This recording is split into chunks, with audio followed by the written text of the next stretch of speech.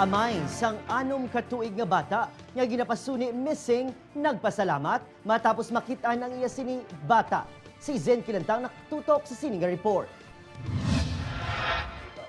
8 kaadlaw nga nadula ang mag-iloy ni Fritz Pomperada sang barangay Trapiche Oton, Iloilo. Sa diin ginaaligar sini nga missing ang iyang mag-iloy gani nagdangop ini sa GMA Regional TV 1 Western Visayas para magpangayo sang bulig.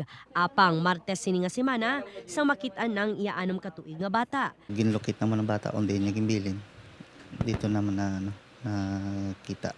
Ginbilin niya lang sir. Bali may friend siya nga upod. Nga ginpa-take over lang nga bantayan while gamit sa iya father.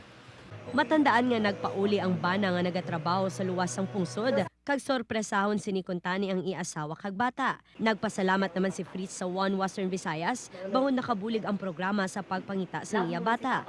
Dako salamat man sa inyo nga gin-flash nyo sa TV. Sa GMA.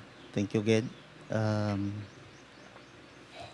Tani damo pa mo mga buligan nga mga may problema pre sa akon. Dugang pa sini, wala sa gihapon makapauli ang iasawa kag padayon pa sang pamilya nga ginapangita. Nagalaom naman ini nga mangin maayo ng pagtamdanay nila sang iya asawa. Upod kay Romel Porquia, Zen Kilantang, One Western Visayas.